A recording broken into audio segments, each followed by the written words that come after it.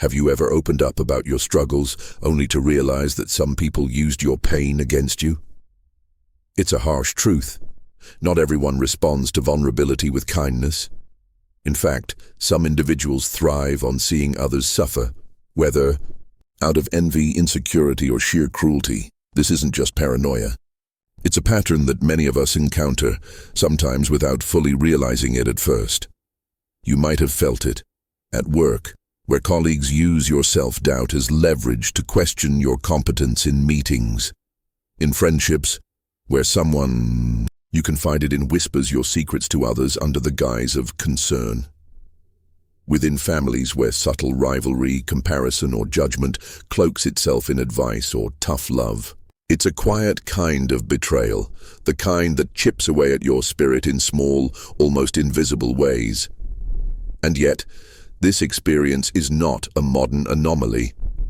The Stoics were intimately familiar with it over 2,000 years ago.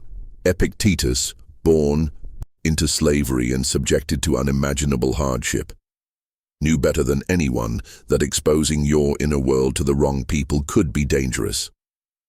His answer wasn't to become cold or withdrawn, but to develop unshakable composure, the kind of mental strength that can't be manipulated, shaken, or broken by external forces. Let's unpack that idea. Composure is not suppression, it's sovereignty. To many, the word composure sounds like emotional repression, like you're expected to be a robot, immune to pain or fear. But the Stoic understanding is much more nuanced. Composure means having dominion over your inner life. It means choosing your responses, even when you're hurt, instead of being ruled by them. It means acknowledging pain, but not letting it define you.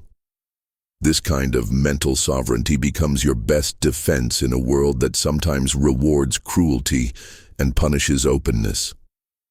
Imagine you're in a room full of people, and someone decides to mock you in front of others.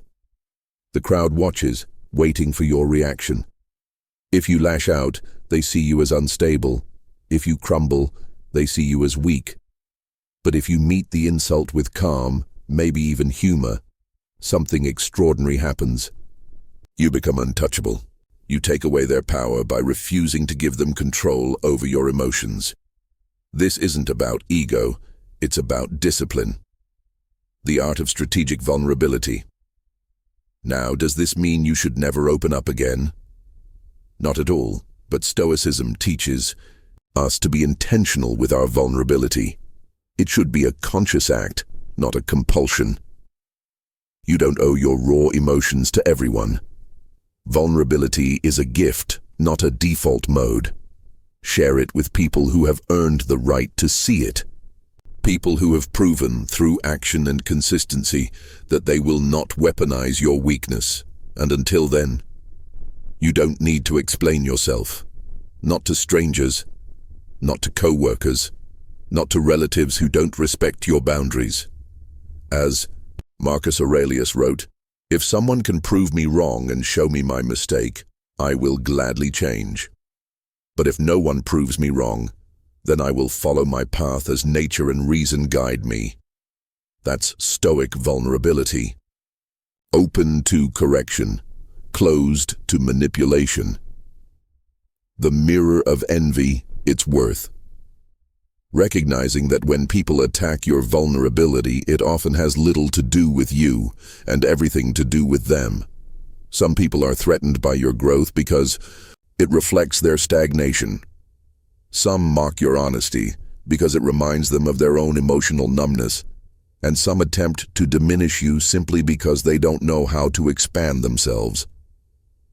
Understanding this doesn't excuse bad behavior, but it helps you detach. And detachment is key to resilience. Protecting your inner citadel. The Stoics often spoke of the inner citadel, a metaphorical fortress inside your mind where no pain, insult, or betrayal can reach you unless you open the gates. That citadel is built with your values, your reason, and your self-discipline. When you feel the urge to overshare just to be understood, pause. When you're baited into defending your worth to people who refuse to see it, stop. And when you're tempted to collapse under the weight of someone's cruelty, remember, they only win if you let them inside your walls. In a world that thrives on spectacle, silence becomes a superpower. In a culture of constant performance, stillness becomes a rebellion. And in the face of cruelty masked as concern, composure becomes your crown. So the next time someone tries to use your vulnerability against you, don't argue, don't explain, don't collapse, stand taller, say less, think clearly. The Stoic secret: become like a storm-proof tree. Picture this, a massive oak tree standing tall in the middle of a hurricane. Wind howls, rain lashes against its bark, thunder cracks in the sky. The world around it seems to be falling apart. The leaves flutter chaotically, just like your emotions during crisis. The branches bend under the violent gusts, like your instinctive temporary reactions. But the trunk, that core, ancient trunk, doesn't move. It is solid, grounded, and deeply rooted into the earth. This is the Stoic ideal of emotional control. Not repression, not denial, but rootedness, presence, mastery. Too often emotional strength is misunderstood. People think it means feeling nothing, suppressing everything, wearing a poker face 24/7. But the Stoics knew better. True strength isn't about feeling less. It's about being less controlled by what you feel. Why silence? Silence is strength. Let's break it down. It removes your enemy's ammunition. When you share your vulnerabilities with the wrong people, you're handing them weapons. You're giving them a map of your weak points, your insecurities, your internal struggles. But if you learn to sit with your emotions privately, to process them without broadcasting them, something remarkable happens. Bullies lose interest. They feed off reaction. Your silence starves them. Manipulators lose leverage. They need your fears to control you. If you don't confess them, they're left in the dark. Gossipers lose content. If you don't hand them drama, they can't. Twist your words. Every insult, rumor, or provocation becomes a wasted effort, like throwing stones at a mountain. It builds an aura of mystery. There's a reason why the quietest person in the room often commands the most respect. It's not just that they're silent. It's that their silence suggests depth, control, power. People are naturally drawn to mystery. They project strength onto what they don't understand. And when you don't over-explain, don't overreact, don't overshare, people can't predict you. If they can't predict you, they can't control you. In a culture where everyone is busy narrating their every thought and emotion, silence becomes a form of rebellion, a quiet power play. You become unreadable, and that makes you unshakable. It trains mental toughness. Choosing silence isn't about being passive. It's about being intentional. Every time you resist the urge to snap back, complain, or defend yourself unnecessarily, you're doing a rep at the mental gym. You're building patience. You're sharpening clarity. You're reinforcing self-command. Think of it like training a wild horse. At first, your emotions pull you in every direction, but the more you practice restraint, the more those emotions start listening to you, and in time, what once felt like suppression becomes liberation. You're no longer hijacked by every slight or triggered by every comment. You choose when to speak, when to act, when to simply observe. That is true sovereignty, the tree and the storm. The metaphor of the storm-proof tree isn't just poetic, it's practical. Everyday life is a series of storms, a tense meeting at work, a snide remark from someone you trusted, a family member pressing your buttons, again, a betrayal you didn't see coming. Each one shakes your leaves, bends your branches, but your trunk, your core values, your disciplined mind, your trained stoic composure remains grounded. The more storms you endure without snapping, the deeper your roots grow. And suddenly, situations that used to overwhelm you become background noise. You don't break, you don't lash out, you don't crumble, you hold, you breathe, you move on, deliberately. What the storm teaches. You, the Stoics, didn't pursue comfort. They pursued resilience, because comfort is fragile. It disappears when life gets hard. But resilience shows up when it matters most, and the storm, for all its fury, is actually your teacher. It tests your structure. It reveals your weak spots. It forces you to grow. Every time you weather the storm without losing your composure, you become more than just tough. You become invincible within. So the next time you feel overwhelmed, visualize the tree. Let your emotions flutter. Let your reactions bend, but anchor yourself in what cannot be shaken. Your reason, your values, your silence, your strength. Because, as Epictetus might say, you cannot control the wind, but you can adjust your sails, or better yet, become the tree that doesn't fear the wind at all. Epictetus's 3 laws of unbothered mastery. Want to know the secret to becoming untouchable?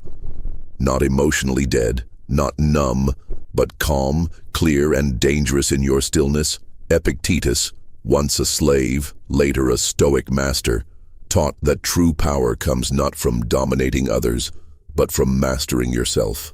Here are 3 practical laws drawn from his teachings and other Stoic minds like Marcus Aurelius, built for modern chaos. These are your weapons against pettiness, provocation, and everyday madness. Law number 1, the 2-1 ratio. Listen twice, speak once. We have 2 ears and 1 mouth, so we can listen twice as much as we speak. Epictetus. This isn't just polite advice, it's a psychological power move. In arguments, let the other person talk. People often expose their own weakness if you just stay quiet long enough. In conflict, pause. 5 seconds, that's all it takes. Your silence makes others uncomfortable. It disrupts their rhythm. It signals control. Modern tactics. In debates, ask 1 clarifying question, then go silent. Let them stumble trying to defend shaky logic. When insulted, don't fire back. Just raise an eyebrow, smile slightly, return to your task. Silence is dominance. In meetings, let everyone speak first, then deliver a single sharp insight. You'll be remembered. This is not about weakness. It's restraint as strategy. Every word you don't say becomes a form of discipline.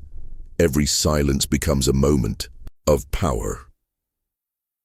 Law 2, the inner citadel. Technique. This concept, developed further by Marcus Aurelius, refers to an unbreakable inner world, a psychological stronghold. The mind adapts and converts to its own purposes, the obstacle to our acting. Marcus Aurelius, think of your mind as a fortress. Every time life tries to breach the walls, stress, chaos, betrayal, you retreat. Inward, not to hide, but to regroup. How to build yours. Morning ritual. Before the world can touch you, take 2 minutes. Close your eyes. Visualize a stone citadel around your mind, thick walls, impenetrable gates. Repeat, nothing gets in unless I let it in. When triggered, whisper to yourself, this cannot touch the real me. Your emotions are visitors, not masters. Let them knock. Don't open the door. Historical example. Many prisoners of war survived extreme torture, not by fighting, but by mentally escaping into an inner world they controlled. They built imaginary gardens, played full games of chess in their minds, even revisited childhood memories. The body was captive, but the mind was sovereign. Your inner citadel becomes your sanctuary and your weapon. Where others panic, you breathe. Where others react, you observe. Law 3. Premeditated indifference. Marcus Aurelius famously began each day with a mental warning. I shall meet meddling, ungrateful, arrogant, deceitful, envious people. This wasn't pessimism. It was preparation. Why it works. Most emotional pain doesn't come from what people do. It comes from how surprised we are when they do it. Premeditated indifference eliminates that surprise. If you already expected betrayal, if you anticipated envy, if you mentally rehearsed facing stupidity, then when it arrives, you greet it with calm. Modern Stoic drill. Each morning, write down 3 things that might go wrong. Someone cuts you off in traffic. A coworker talks over you. Your partner. Forget something important. Now plan your Stoic response. Smile and let them go. Pause and say, I'll wait until you're finished. Offer grace instead of sarcasm. You're rehearsing real-world indifference. Emotional jujitsu. You're no longer reacting from ego, but responding from power. And here's the twist. Over time, you realize most provocations are so minor, they don't even warrant a reaction.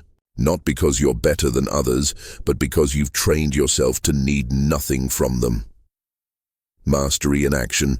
Combine the 3 laws and you become the kind of person people can't shake. You listen more, speak less, and dominate through presence. You withdraw into your citadel when the world erupts and return stronger. You expect the worst from people, not because you hate them, but because it frees you to respond with wisdom, not wrath. That's unbothered mastery. That's Stoicism lived. Let others shout, gossip, provoke, and flail. You become the calm in the storm, the tree that doesn't sway, the citadel that doesn't fall, and when the world realizes it can't control you, they start to respect you, not because you demand it, but because you've earned it. If this kind of content helps you build strength in silence and power in presence, consider subscribing. This channel exists to help modern minds rule their inner empires, one Stoic principle at a time. Hit subscribe and let's walk the path of reason together.